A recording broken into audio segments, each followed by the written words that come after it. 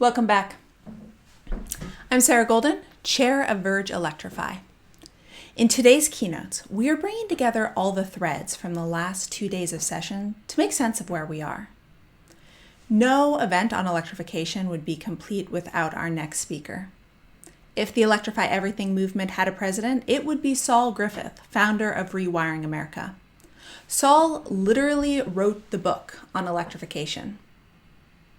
This is a person I absolutely love hearing speak, and not just because of his Australian accent. He has a way of charting a path forward through the impossible. When Saul talks about electrifying everything, it just makes sense. It seems obvious. He also does the best job out of anyone I know of framing the urgency of this moment, and he has been sharing that message for years. Here's a look back on how he framed that on the main stage in Verge 2019. So that really means we have 0 years. There is no time left. And I think, thank you. I think the worst headline that it was meant to be a good headline, but bad climate communications is this: we have 11 years concept. It is 0 or less than 0.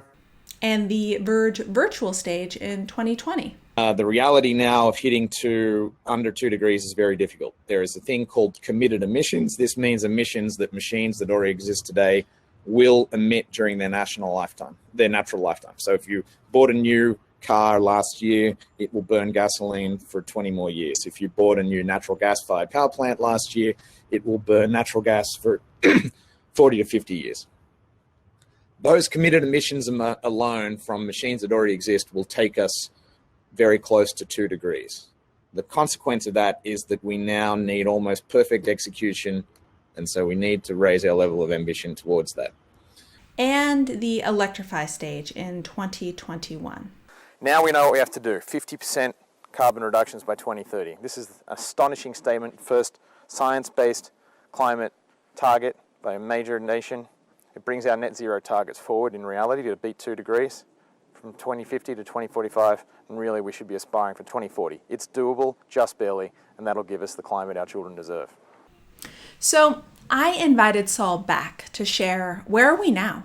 What's changed? And what are we looking to do next? So here's Saul Griffith on the state of electrification.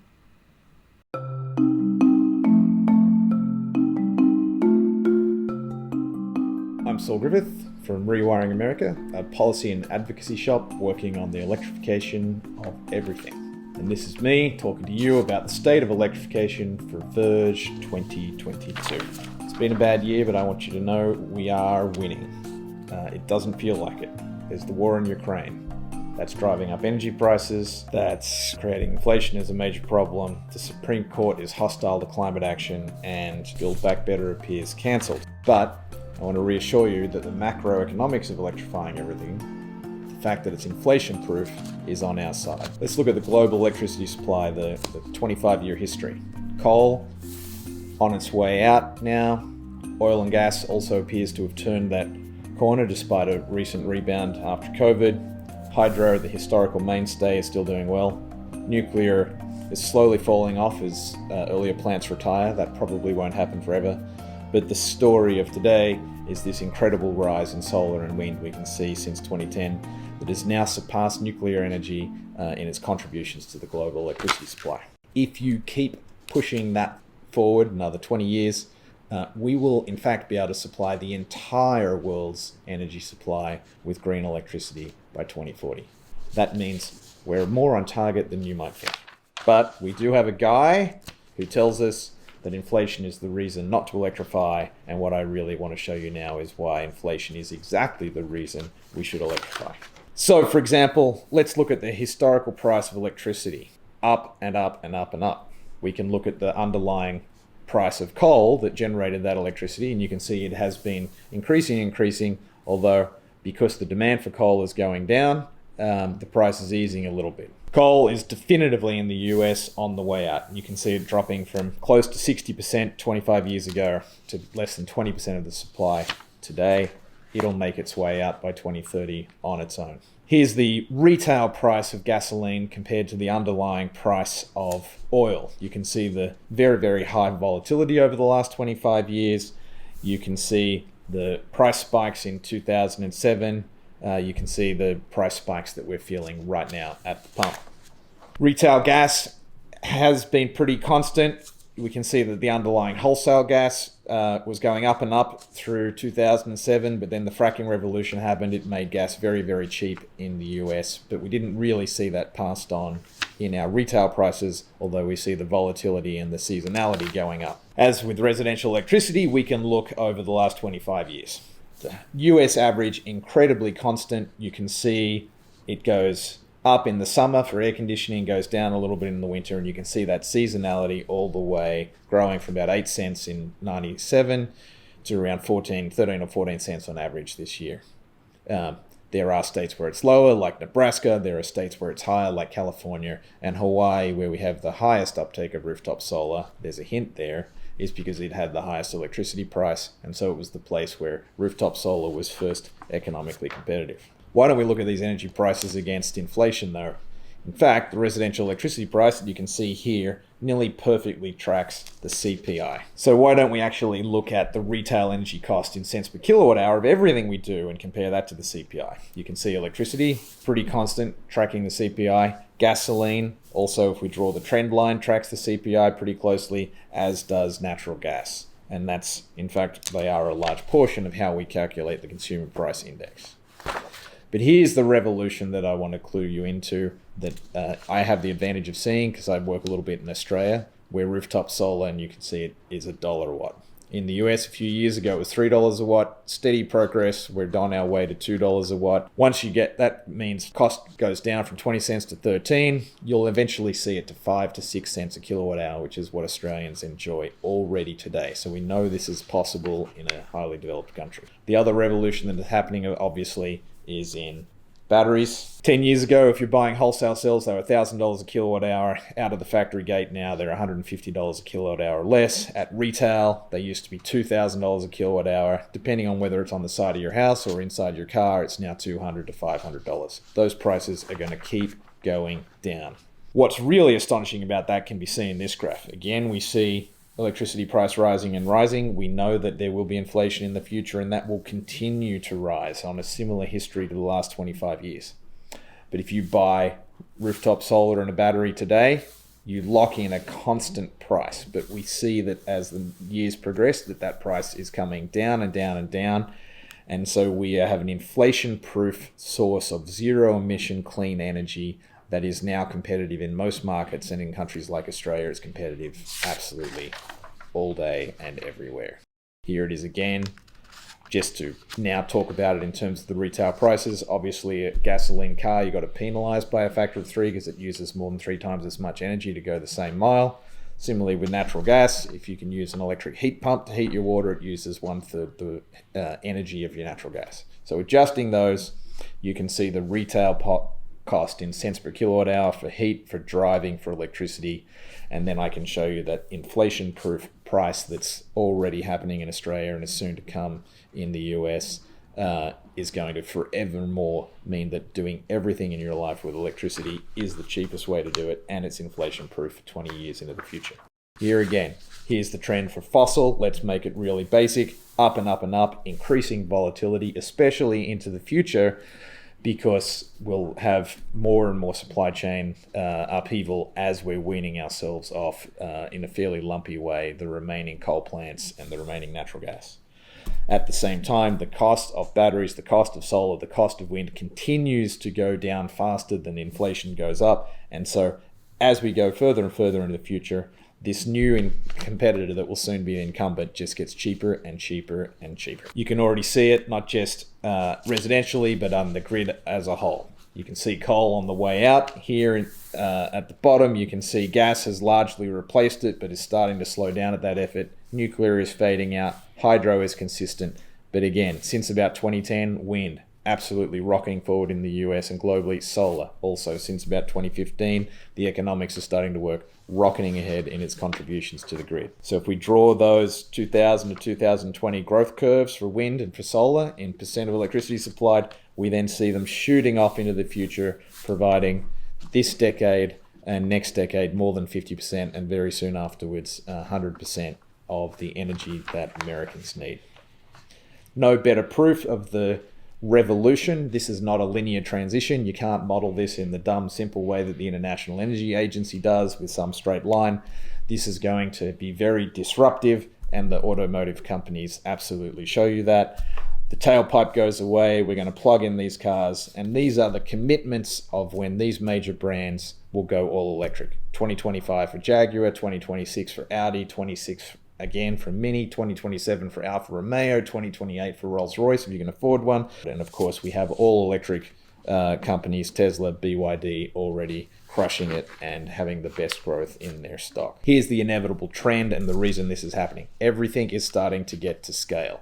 This is known as the Swanson's curve. This is the price reduction in solar every time we double the amount that we produce. Basically 20% off every time we double the global production rate. We're going to double it again, and double it one more time.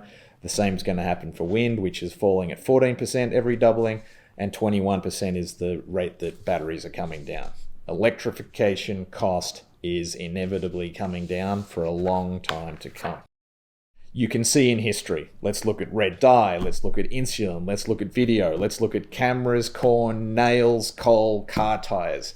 Once the transition starts to happen within 25 years, it accelerates and is nearly done. And when you get 100% penetration of the new incumbent, this is the revolution we are seeing. It's already happening. Governments can speed it up, but they can't really slow it down. So here, let's get serious. We got to say, how are we doing against our climate goals? This is the 1.5 degree curve of that we'd have to hit if we wanted to do no negative emissions. That's where the more than 50% target by 2030 in emissions reductions comes from. 2 degrees buys us a less good climate, but a little more time. But you can see here, if we project forward the rate of those renewables being deployed, along with some nuclear, we can be all electric by 2040 or 2050 and zero emission.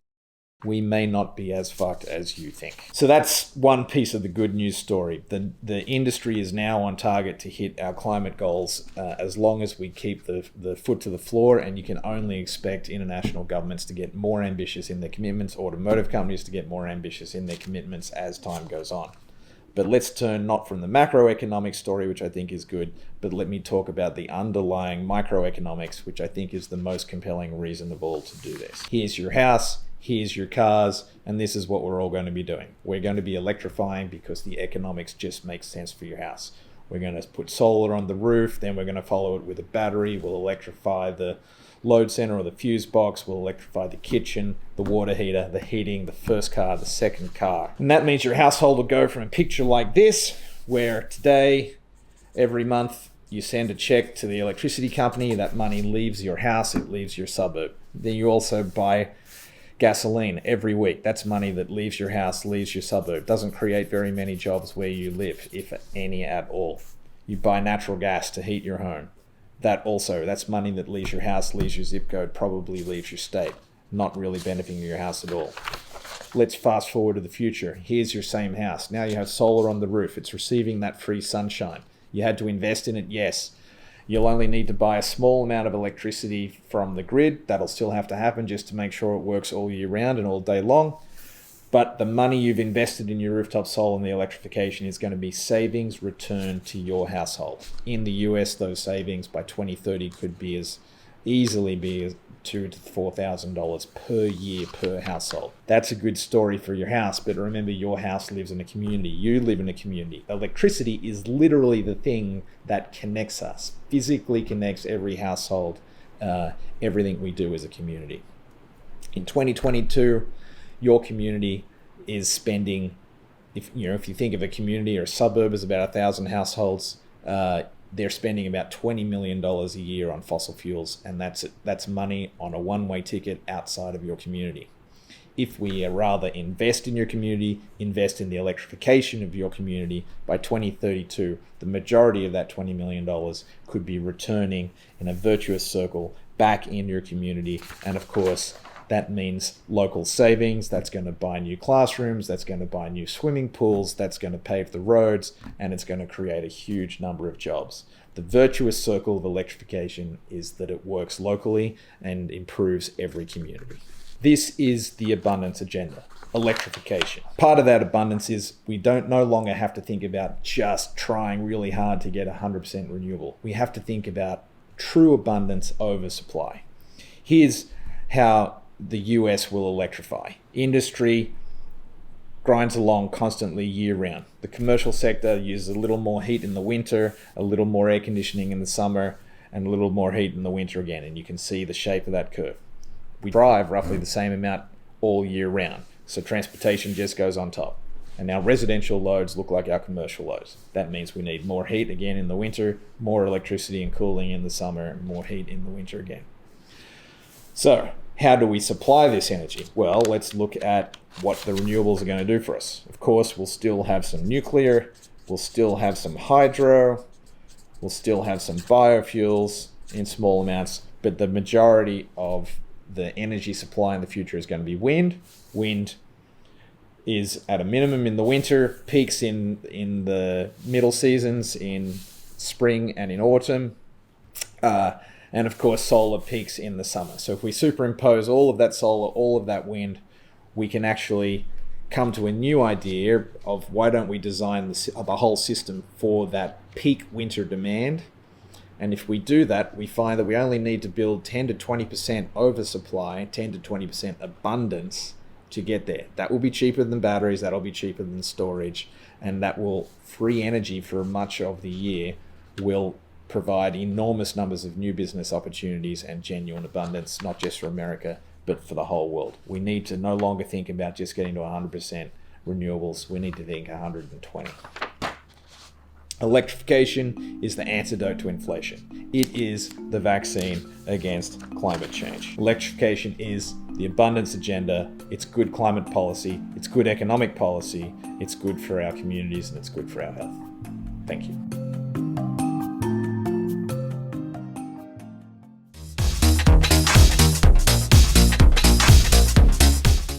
There's a strong national security component of electrification. America has talked about energy independence for decades, but as we've ramped up drilling, it's clear we aren't more independent, we're just more internationally entwined. Electrification can break that cycle. Electricity is inherently more local than fossil fuels. We just aren't going to have high voltage transmission lines from Russia to America. Electrification can be local. It can be solar panels for your community, for your home. And as we enter a less certain future, resilience matters. Your lifeboat matters. Globalization has made us better and stronger and smarter in many ways. And it's also created a fragile system that lacks redundancies needed. That's why what we need is a World War II style mobilization effort. Enter Electrification for Peace.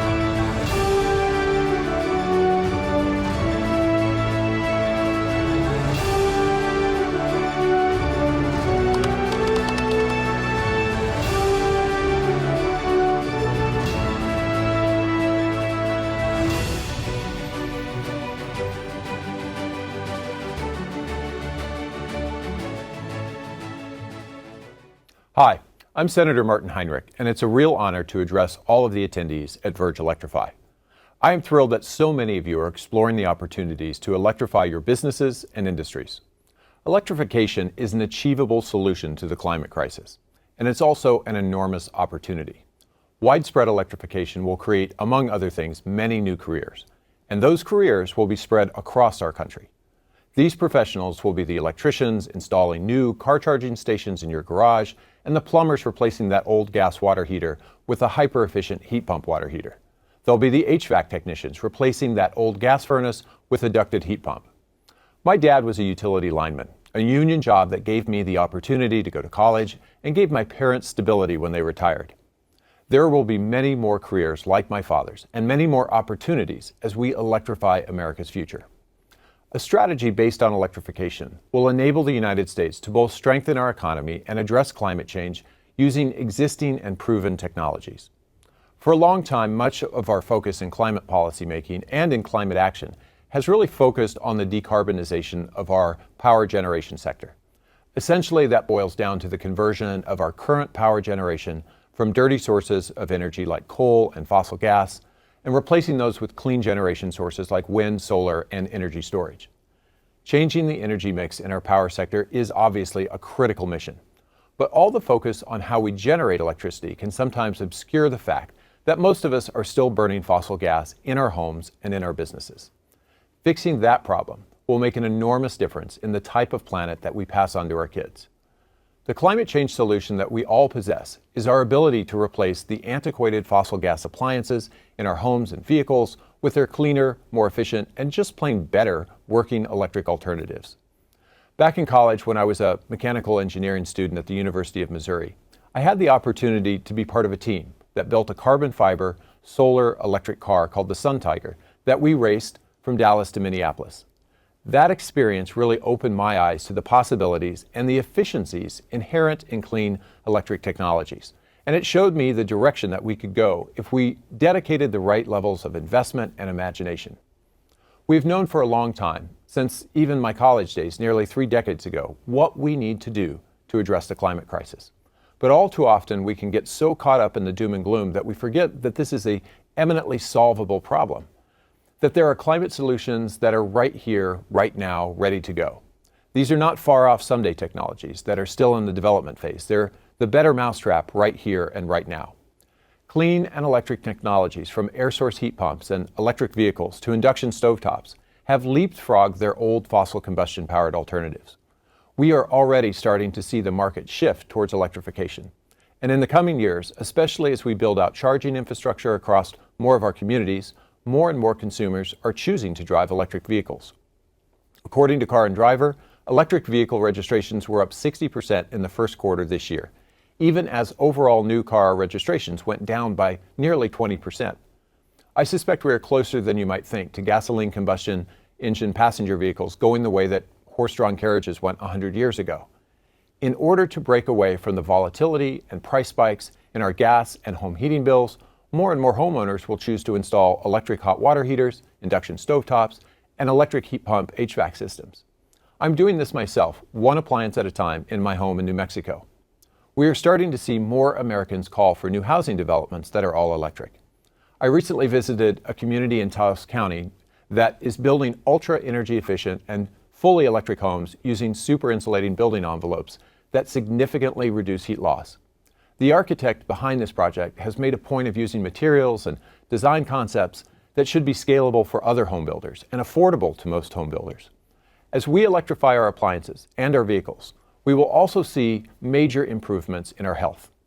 Earlier this year, the American Lung Association issued a report that found that a shift to 100% zero-emission light-duty passenger vehicles by 2035 and 100% medium and heavy-duty trucks by 2040 would generate more than $1.2 trillion in public health benefits by 2050.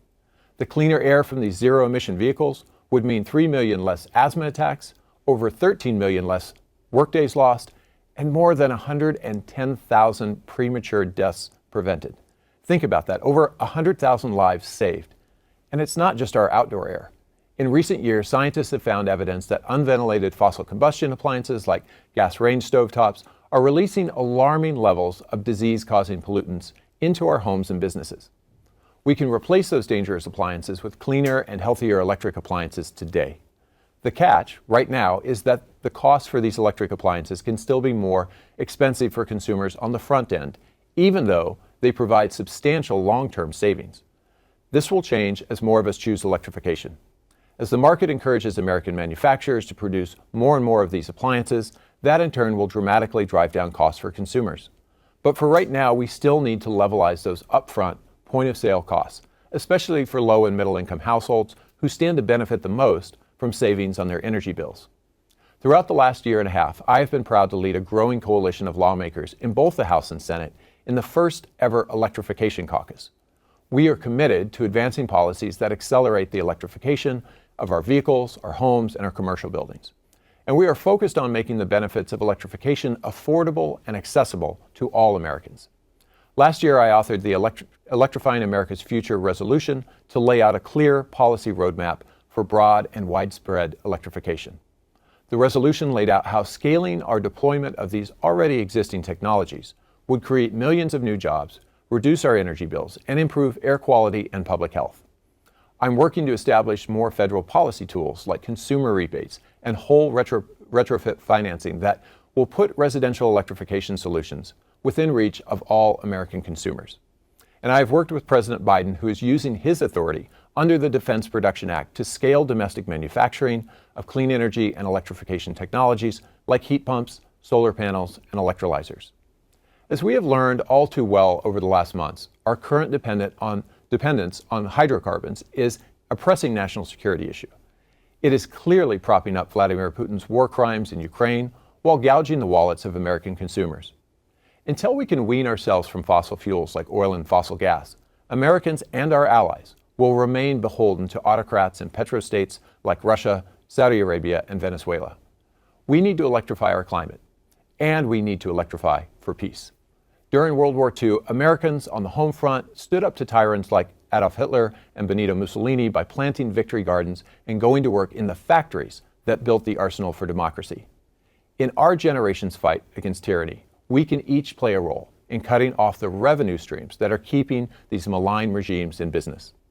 In that spirit, I'm here today to encourage you and your companies to do your part. I hope that you're learning more in this conference about why electrification is the smart choice, not just for our planet, but for your bottom line.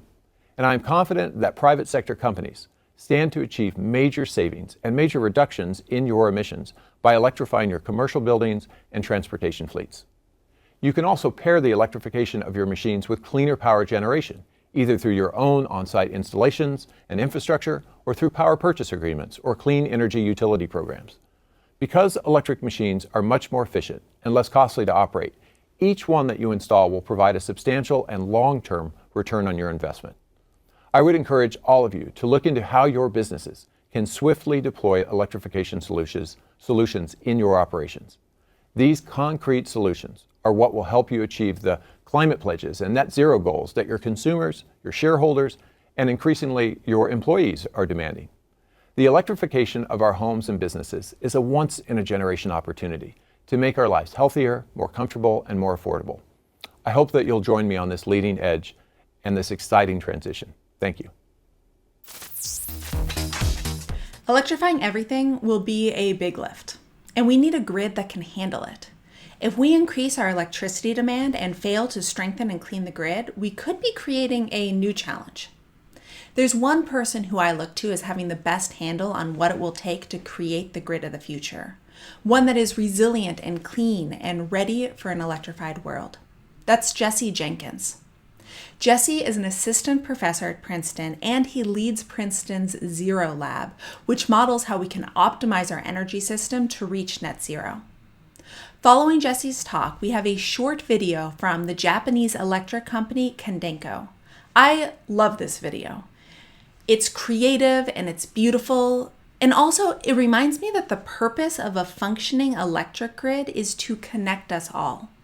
So, here's Jesse on the grid we need for an all-electric future.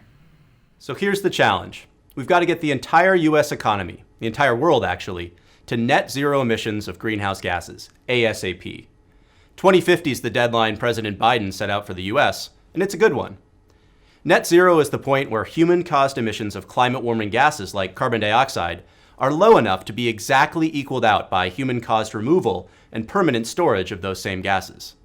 That'll be the day when we stop digging a deeper hole, when we stop contributing to the warming and destabilization of the Earth's climate, and everything that depends on it. So how do we get it done? If we take a look at US demand for final energy carriers like fuels and electricity, we can start to size up the challenge. About 1/3 of US demand is met by zero-carbon energy carriers like electricity, steam, and hydrogen. Those carriers don't contain or emit any CO2 themselves when consumed, so swap out clean electricity sources for fossil fuels to produce these energy carriers, and we're good. Easy enough. The problem is that the other 2/3 of demand is for liquid and gaseous hydrocarbons, fossil fuels like gasoline, diesel, jet fuel, and natural gas, as well as the petrochemical feedstocks that make everything from plastics to pharmaceuticals to fertilizers. And those ones are trickier.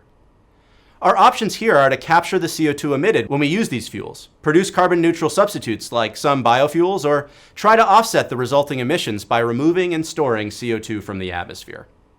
While each of those options work, they're a lot more costly than producing carbon-free electricity, and each has their own limits. It's just too big a lift to tackle the full scale of our hydrocarbon demand with these solutions. We simply have to knock down the size of our demand for hydrocarbon fuels, and that's where clean electricity does double duty. Clean electricity is the linchpin in a net zero emissions economy.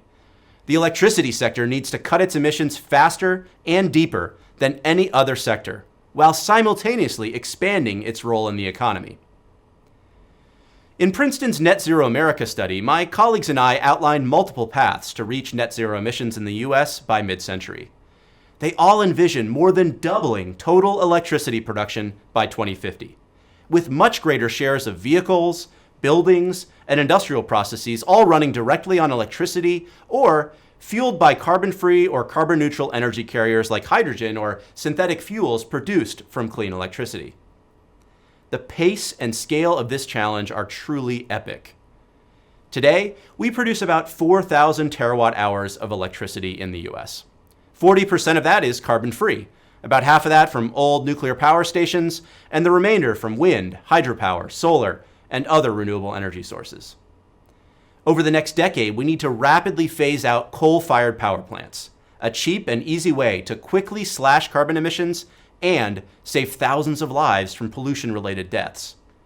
We also need to more gradually draw down our use of natural gas for electricity production. We should also expect some of our aging nuclear power plants to retire between now and 2050, although any plants that can be safely operated ought to continue producing emissions-free power as a foundation that we can build on to more rapidly cut emissions. That still leaves a growing gap between the declining contributions from existing power plants and the rapidly growing demand for electricity to fuel our EVs and heat pumps or produce clean hydrogen. To fill that gap, we need to more than double all current carbon-free generation by 2030. We'd also need to build as much new clean energy as all electricity generation in the United States today by no later than 2040, then nearly doubling that again by 2050.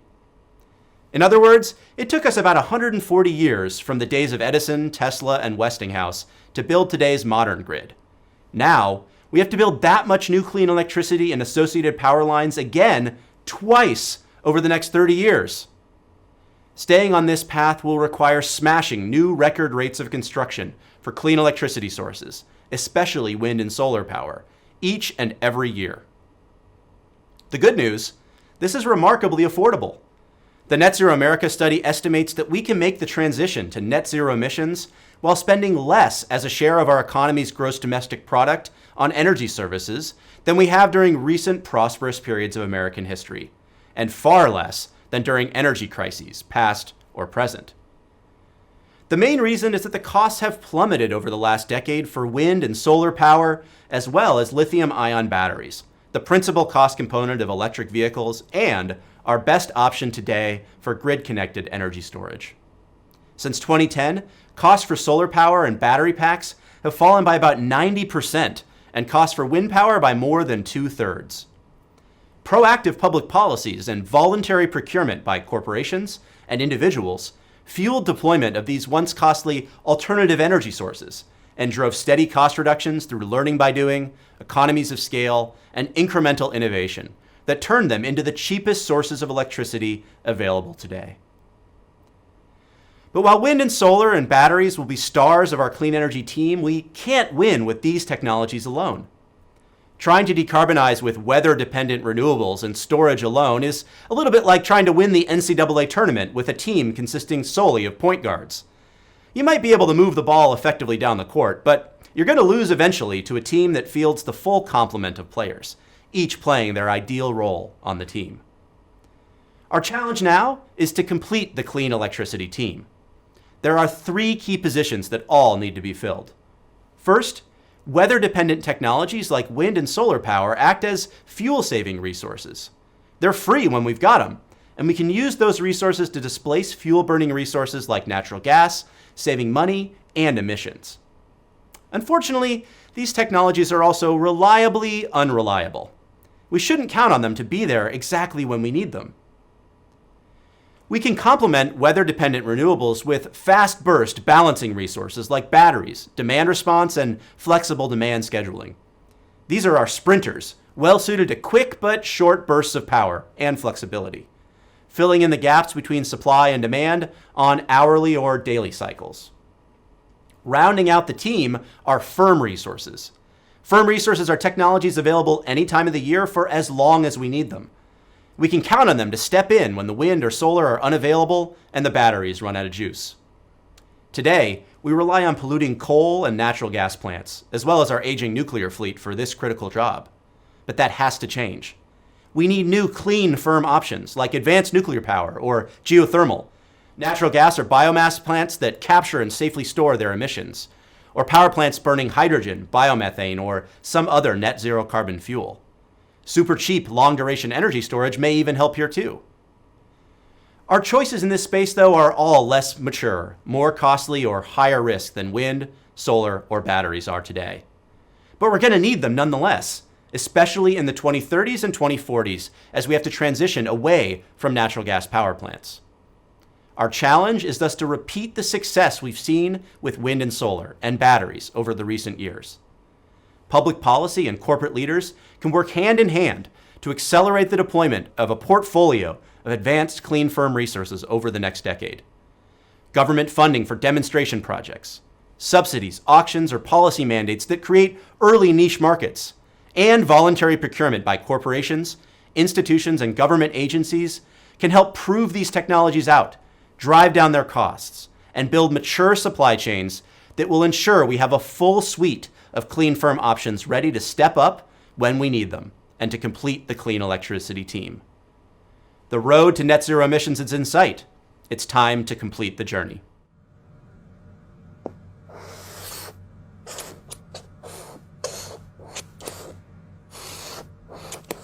Bright lights give you some happy days. Shining future will be right there. Bright lights give you some lovely days. Shining future will listen there. Take hands each other and go ahead with your heart. Twala-la, twala-la, future was bright lights. Twala-la, twala-la, future was bright lights. Twala-la, twala-la, future was bright lights. Twala-la, twala-la, twala-la. Look at what you're saying, light. Close your eyes and feel the brightness. It's supposed to be in your hand. Make it better in the future. Twala-la, twala-la, future was bright light. Future.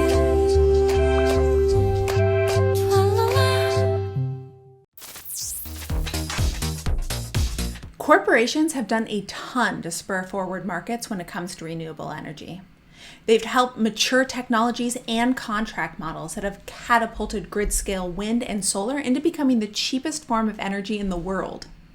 And corporations will be instrumental in reaching the 24/7 carbon-free energy future that Jesse was just talking about. But that alone isn't enough. It's time to go beyond swapping out electricity to creating new markets for the materials that must scale to reach deep decarbonization. If you're a podcast or an energy nerd, you likely know the name Jigar Shah. Jigar was the bombastic co-host of the popular podcast The Energy Gang, and now he heads up the Department of Energy's Loans Program Office.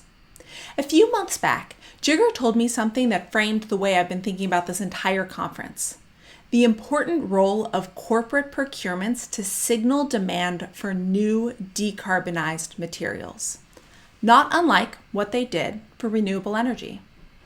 So I invited Jigar to talk about the power of procurements and why your climate strategy doesn't go far enough.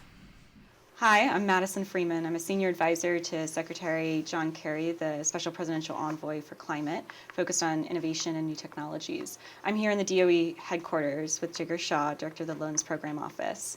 Jigar, we're here at the virtual Electrify stage to talk about private sector action through procurement. So can you share a little bit more about why procurement of decarbonized materials matters to the development of the supply of those commodities? Yeah, of course. And really love the leadership that Secretary Kerry is doing on First Movers Coalition and some of these other pieces. I think when you look at commercialization, right, DOE has been an extraordinary organization around innovation. But then when it gets to that sort of, we've proven the technologies, now what?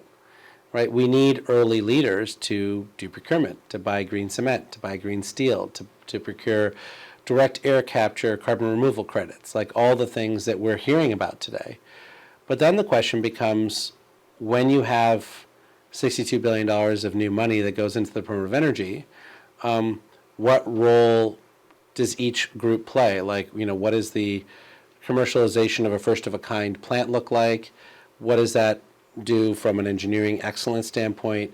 Where does the earth shots fit in, right? The learning curve, and are reducing the costs of the technology. In the case of carbon removal, I think we're trying to get to $100 a ton by 2030, and then to be able to do 6 gigatons a year, which is what the globe needs, right, of carbon removal, for instance. You're talking about $600 billion a year at $100 a ton. Where does $600 billion come from, right? And so part of the challenge, I think, that the procurement has is that we're hearing a lot of big procurement announcements, but we're not figuring out, like, well, what's the 10-year strategy? Where does this go, right? Yeah. Like, what does it feed into? What are the expectations of each of the players? And so I think that's the next stage of conversation. We're seeing procurement commitments, like with the First Movers Coalition, which you mentioned that my office has been running with the World Economic Forum. We now have, almost 60 companies that are making procurement commitments by 2030 for highly decarbonized materials. But when we look at, deploying capital, especially through LPO, through, other organizations, through the private sector, for these first-of-a-kind facilities, that needs to start being done in the next few years to make that supply happen by 2030. So do you have any thoughts on the ways in which procurement can be, we can go beyond just one broader procurement announcement and really drill down into something that's specific that can be, that can foster and drive the financing needed for those facilities? Yeah, it's a great question. I think that we have to keep in mind what the goal is, right? I mean, and so when you think about where we're headed, we want to assemble something on the order of $100 billion of capital per sector, right? Because that's what it takes to get from where we are today, which is technology that works, to the mass market, right? So you can get $1 trillion of capital that, like, we all know that we need to be able to reach the 2035 decarbonization goals for electricity and the 2050 goals for the entire economy, right? And so the question is, what are we trying to accomplish with that procurement, right? And largely, I'd say that we're trying to accomplish a first-of-a-kind plant deployment, because just because the technology works doesn't mean you can run the plant, right? Does the plant run 50% of the time? Does it run 90% of the time? Are there maintenance issues? Do we have enough workers that are trained to run the plant, right? And so when you think about our nuclear fleet, for instance, it took us from 1979 to almost 1984 to get from a 70% uptime to 92% uptime, which we have today, right? So that's how long it took to train the workers and the operators to run it more efficiently, right? And so my sense is what we're trying to accomplish is to get the plants running so that people believe that it's possible and that we know how to do it. And then what we're trying to do is inspire, in the United States at least, state level legislators to say, well, we need to now mandate green cement in California or New Jersey or New York or whatever, right? And so then that initial procurement contract proved the first of a kind plant, and then that inspires state legislators to then, put in compliance mandates, and then that allows the next 10 plants to get built. And then we just, create this flywheel of support to scale, right? And, the LPO needs to reach a reasonable prospect of repayment. So we can reach that on the first plant just through the procurement contracts. But we want to know that it's not, a cul-de-sac where we do one project and then we're all done. We want to know that it leads to 10 more projects, right? And so I think building out what we're trying to catalyze is the confusing part. One of the things that, the conversations we sort of have over and over again with these different technologies and thinking about, especially these first movers, these first facilities, is that green premium. And, we've often gotten kind of pushback from both companies, and we also hear this in conversation about public procurement, about how can we justify the really significant initial premium often for these decarbonized materials, since any type of technology when you're deploying it for the first time is often just more expensive. You get to scale through decades and decades of building cement plants or steel plants a similar way, and it becomes much cheaper to build a new one. So I guess I'm just curious what your thoughts are, and how those sorts of carve-outs also interact with the increasing price or the increased price often for these low-carbon materials. And any thoughts you have towards companies that are maybe resistant to procurement of low-carbon materials because of that price increase? Yeah, it's a good question. And I think that oftentimes we end up lacking context in how we're thinking about this. So when you think about the large corporations, for instance, who put money into the Frontier effort for buying direct air capture credits, or the First Movers Coalition effort, right? The amount of money that they're spending on this is not 1% or 2%, it's like 0.1%, right? And so the impact on their procurement costs is negligible to zero, right? But even at negligible to zero, it still actually sends enough signal to get to $100 billion, right? And so the question becomes how fast and how much and how soon, right? So when you think about what the premium is for green steel, for instance, right? It might be 30% more expensive initially for that first plant, but it's 1% of what they're buying, right? And then that second plant may be 20% premium. And then the third one is a 10% premium. Remember, this is not a green premium. Like, that doesn't exist. It's a technology premium. All things are expensive when you do it first, right? Whether it's an electric car or whether it's a computer, right? So all technologies have a premium associated with it. And as you get to higher and higher levels of procurement, that premium goes practically to zero. And then oftentimes it flips. And then now this technology is cheaper than the high carbon version of that product. And you see that with solar and wind and lithium ion batteries, et cetera. So the context really matters. And there are some people who want to be in this framework, and that's what the First Movers Coalition, I think, represents.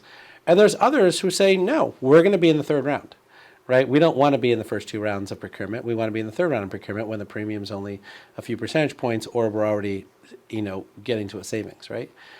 But when you think about how this works, it sort of flips on itself. So people who did corporate power purchase agreements, right, with virtual contracts, were contracts for differences, right? So they signed contracts for solar and wind at a fixed price. Let's call it $24 a megawatt hour. And at the time, power was trading at $19 a megawatt hour. So they were paying a premium of $5 a megawatt hour. Today, power is trading at $35 a megawatt hour. Now they're paying $10 cheaper because they're fixed, right? So you can call it a premium, you can call it a discount, but in fact what it is a hedge, right, against volatility in the future.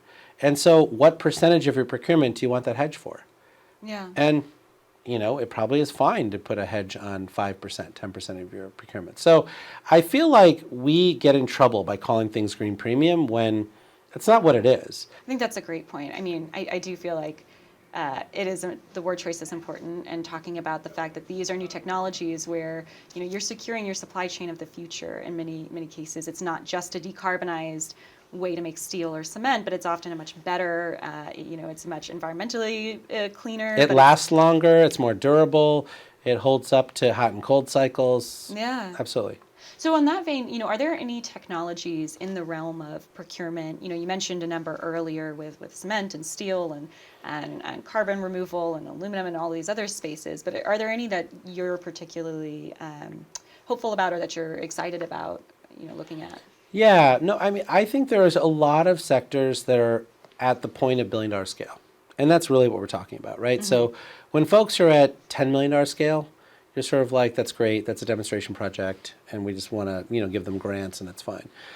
When you decide that you actually want to really scale things up, you've got to be at billion-dollar scale, heading towards $100 billion scale, right? And those technologies are, by definition, it's a, sort of a way, it's something you can actually just look at the data and figure out which ones are there. Sustainable aviation fuel is clearly there, right? The electrification of fleets and passenger vehicles and those kinds of things are there. Electric vehicle charging infrastructure is there. Hydrogen is there, right? And so steel, cement, I think that you're also there on the nuclear side. And so there's a lot of these pathways, and you see that within the IEA, frameworks where they're saying, here are the 400 technologies we need to scale up to meet the decarbonization goals. Some percentage of them are ready for this level of intervention to get to the first billion-dollar scale. I'd say like recycling plastics is there, figuring out how we actually do the whole circular economy around renewable natural gas, but also around compost, and some of those things are there. And so there's a lot of areas where we're like, oh, I thought that was already scaled up. You're like, nope, we still need to work on that. And so I do think that corporate procurement is the catalyst that's required at this particular stage, which then allows us to provide first-of-a-kind financing, which then allows you to get state-level mandates put in place, which allows you to get to that $100 billion scale. Yeah. Well, I think this is a really important case for the need for corporate procurement in these spaces and the need for greater action. I know this conversation is supposed to be closing out a day of this conference, and that there are many corporations who are engaged as participants. So I'm just wondering if you have any final messages or thoughts to share with those folks in the audience, especially when it comes to, the need to scale this sort of procurement.